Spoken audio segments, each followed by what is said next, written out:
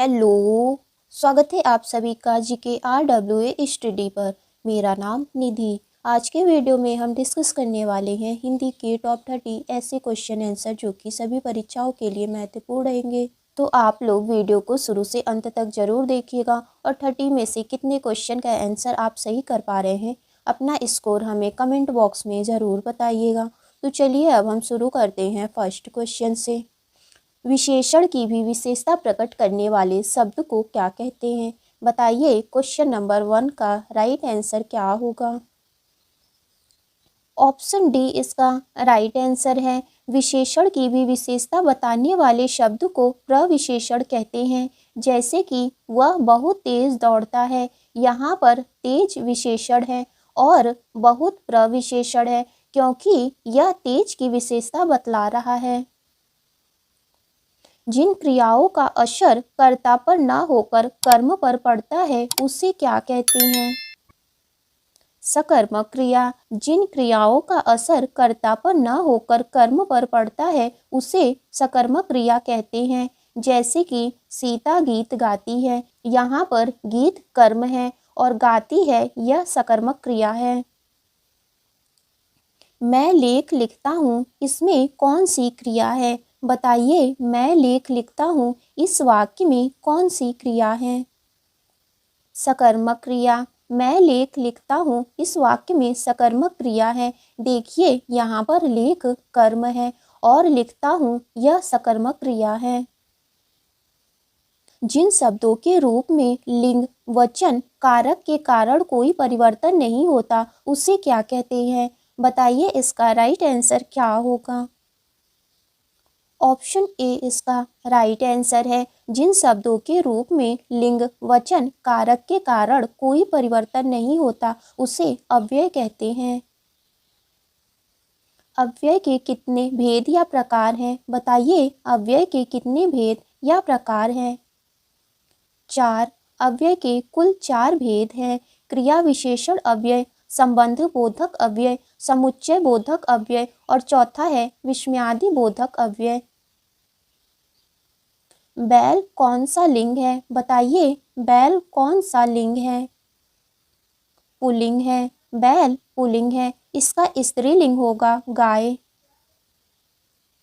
तितली किसकी रचना है? बताइए तितली किसकी रचना है? जयशंकर प्रसाद की। तितली जयशंकर प्रसाद की रचना है। प्रेमचंद्र के अधूरे उपन्यास का क्या नाम है? बताइए इसका राइट आंसर क्या होगा? ऑप्शन सी इसका राइट आंसर है। प्रेमचंद्र के अधूरे उपन्यास का नाम मंगलसूत्र है।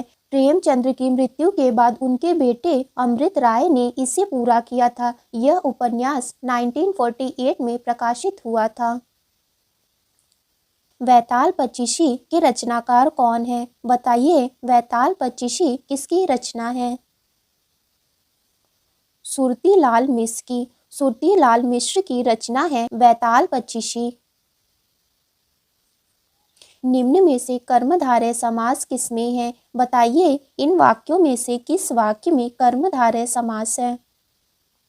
नीलोत्पलम। नीलोत्पलम में कर्मधारय समास है और इसका समास विग्रह होगा नीला उत्पल। देखिए कर्मधारय समास में पहला पद विशेषण का काम करता है और दूसरा पद उसका विशेष्य होता है। जिस समास का पहला पद अव्यय तथा प्रधान हो वहां पर कौन सा समास होता है? बताइए इसका राइट आंसर क्या होगा? ऑप्शन डी इसका राइट आंसर है। जिस समास का पहला पद अव्यय तथा प्रधान हो वहां पर अव्ययी भाव समास होता है। जेब कतरा में कौन सा समास है? बताइए जेब कतरा में कौन सा समास है? तत्पुरुष समास। जेब कतरा में कर्म तत्पुरुष समास है और इसका समास विग्रह होगा जेब को कतरने वाला। देखिए कर्म तत्पुरुष समास में को विभक्ति का लोप होता है। प्रयोगशाला में कौन सा समास है? बताइए प्रयोगशाला में कौन सा समास है? संप्रदान तत्पुरुष समास। प्रयोगशाला में संप्रदान तत्पुरुष समास है और इसका समास विग्रह होगा प्रयोग के लिए शाला। देखिए संप्रदान तत्पुरुष समास में के लिए विभक्ति का लोप होता है। मनचाहा में कौन सा समास है? बताइए, मनचाहा में कौन सा समास है? करण तत्पुरुष समास। मनचाहा में करण तत्पुरुष समास है और इसका समास विग्रह होगा मन से चाहा। देखिए, करण तत्पुरुष समास में से और के द्वारा विभक्ति का लोप होता है। वह सायकालीन बेला जब पशु वन से चरकर लौटते हैं उस समय को क्या कहते हैं? गोधुल। वह सायकालीन बेला जब पशु वन से चरकर लौटते हैं तो उस समय को गोधूली कहते हैं। जो दूसरों के सहारे जीवित हो उसके लिए एक शब्द क्या होगा? परोपजीवी। जो दूसरों के सहारे जीवित हो उसके लिए एक शब्द है परोपजीवी। किसी के प्रति उदारता या कृपा पूर्वक किया जाने वाला व्यवहार क्या कहलाता है? अनुग्रह। किसी के प्रति उदारता एवं कृपा पूर्वक किया जाने वाला व्यवहार अनुग्रह कहलाता है। कपड़ा का तत्सम शब्द क्या है? बताइए, कपड़ा का तत्सम शब्द क्या होगा? ऑप्शन सी इसका राइट आंसर होगा। कपड़ा का तत्सम शब्द होगा करपट। कोयल का तत्सम शब्द क्या है? बताइए, कोयल का तत्सम शब्द क्या होगा? कोकिल। कोयल यह एक तद्भव शब्द है, इसका तत्सम होगा कोकिल। दो पर्वतों की बीच की भूमि क्या कहलाती है? बताइए, इसका राइट आंसर क्या होगा? घाटी। दो पर्वतों की बीच की भूमि घाटी कहलाती है। स्वतंत्र सत्ता धारण न करने वाले शब्द क्या कहलाते हैं? बताइए, स्वतंत्र सत्ता धारण न करने वाले शब्द क्या कहलाते हैं?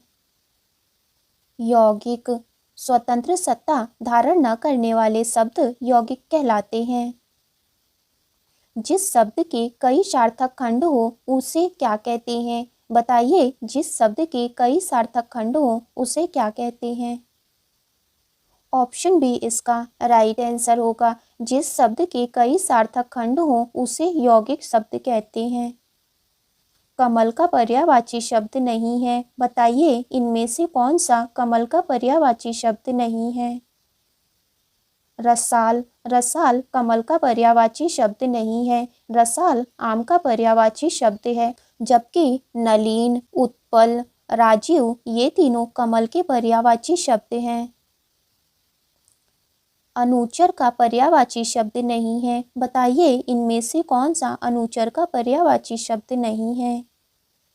निर्झर। निर्झर यह अनुचर का पर्यायवाची शब्द नहीं है। निर्झर का अर्थ है झरना, जबकि अनुचर का पर्यायवाची शब्द है भृत्य, चाकर, सेवक ये तीनों अनुचर के पर्यायवाची शब्द हैं। रक्त का पर्यायवाची शब्द नहीं है। बताइए, इनमें से कौन सा रक्त का पर्यायवाची शब्द नहीं है? कासरी। कासरी यह रक्त का पर्यायवाची शब्द नहीं है, जबकि खून, रुधिर, शोणित ये तीनों रक्त के पर्यायवाची शब्द हैं। रस कितने प्रकार के होते हैं? बताइए, रस कितने प्रकार के होते हैं? 9 प्रकार के। रस 9 प्रकार के होते हैं। श्रृंगार रस, हास्य रस, करुण रस, रौद्र रस, वीर रस, भयानक रस, विभत्स रस, अद्भुत रस, शांत रस और 9वां है वत्सल रस। स्थायी भावों की कुल संख्या कितनी है? बताइए, स्थायी भावों की कुल संख्या कितनी है? 9। स्थायी भावों की कुल संख्या 9 है। शांत रस का स्थायी भाव क्या है? बताइए, इसका राइट आंसर क्या होगा? निर्वेद। शांत रस का स्थायी भाव निर्वेद है। उसने कहा कि मैं घर जाऊंगा। बताइए, यह कैसा वाक्य है? संयुक्त वाक्य। उसने कहा मैं घर जाऊंगा यह संयुक्त वाक्य है। तुम यह काम मत करो। बताइए, यह कैसा वाक्य है? आज्ञावाचक वाक्य है। अभ्युदय शब्द में कौन सी संधि है? यह आपका टेस्ट क्वेश्चन होगा। इसका आंसर आपको कमेंट बॉक्स में ज़रूर बताना है। तो आज की वीडियो आपकी यहीं तक थी। वीडियो अच्छी लगी हो तो लाइक करें, शेयर करें। अगर आप चैनल पे नए हैं तो चैनल को ज़रूर सब्सक्राइब करें।